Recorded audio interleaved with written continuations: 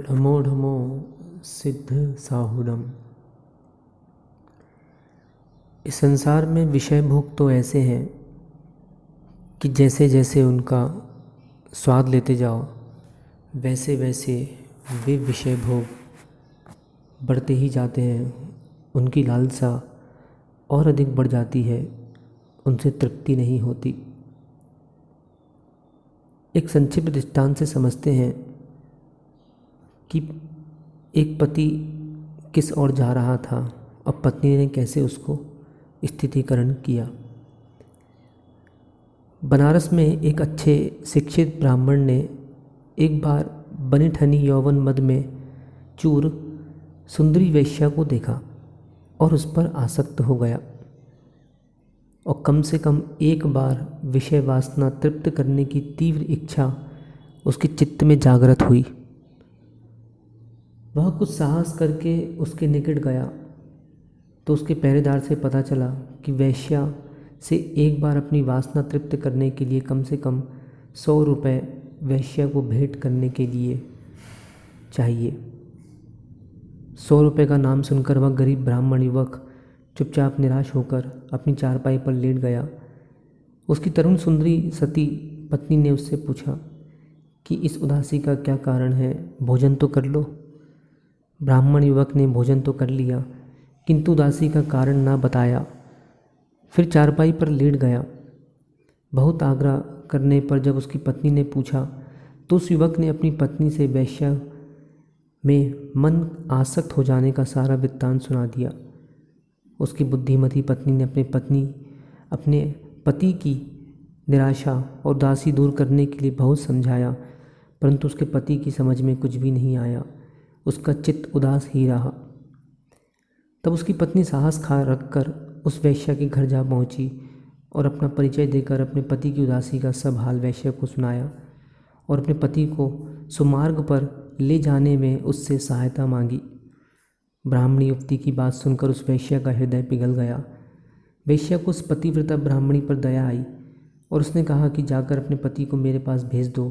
साथ ही अपने पहरेदार से कह दिया कि एक ब्राह्मण आएगा, उसको सीधे मेरे पास भेज देना। वह ब्राह्मण युवती अपने घर गई और अपने पति से उसने कहा, मैं उस वेश्या के पास जाकर तुम्हारी वासना तृप्त करने का प्रबंध कर आई हूँ, तुम जाकर अपनी उदासी दूर कर लो।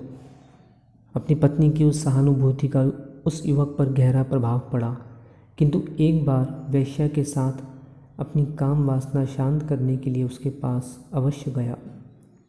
वेश्या ने उस ब्राह्मण का स्वागत किया और बड़े आदर सत्कार से उसको अपने पास बैठाया। उससे मधुर भाषा में बातचीत करती रही। उसके मन की उदासी दूर करने के लिए उसके साथ शतरंज खेलने बैठ गई। शतरंज खेलते खेलते बहुत देर हो गई। तब उस ब्राह्मण को प्यास लगी। उसने वेश्या से पानी के लिए जल मांगा। वेश्या ने बड़े उत्साह के साथ उठकर उस युवक के सामने 2 गिलास में जल लाकर रख दिया और बड़े मीठे शब्दों में बोली कि आप कौन से गिलास का जल पीना चाहते हैं। वह बोला, क्या दोनों जल में कुछ अंतर है? तो वेश्या ने बताया कि एक गिलास में मीठा जल है और दूसरे गिलास में खारा जल है।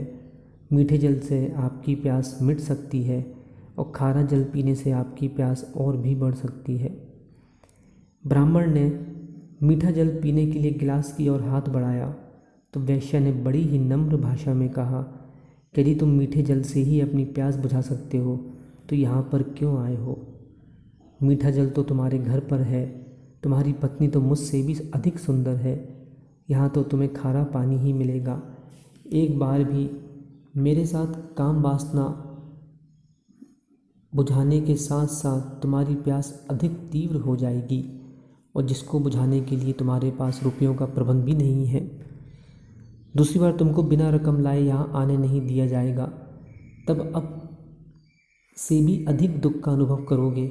यदि तुम मेरी सुंदरता देखना चाहते हो तो उस वेश्या ने अपने शरीर के ऊपरी भाग से वस्त्र हटा दिया। युवक ने देखा कि उसके सारे शरीर पर एक्जिमा, फुंसी, मवाद के जख्म थे।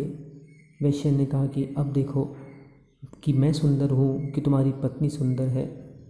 ब्राह्मण युवक उसका गंदा शरीर देखकर बहुत लज्जित हुआ और बिना कुछ उत्तर दिए चुपचाप अपने घर चल दिया।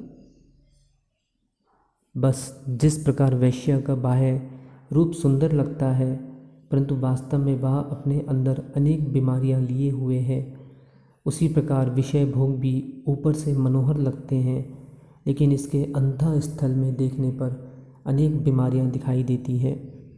विषय भोग के बाद पूछिए आपकी वास्तविकता क्या है। जैसे किसी पात्र पर सोने का पानी चढ़ा हुआ होता है। इस पाठ से, इस लघु कथा से हमको यह सीख लेना चाहिए है कि यह विषय भोग जिसमें प्राणी तल्लीन है, यह ऊपर से तो बहुत अच्छे लगते हैं, पर इनका जो वास्तविक स्वरूप है वह दुखदाई है। आदि जड़िंदम जयदु जयदु।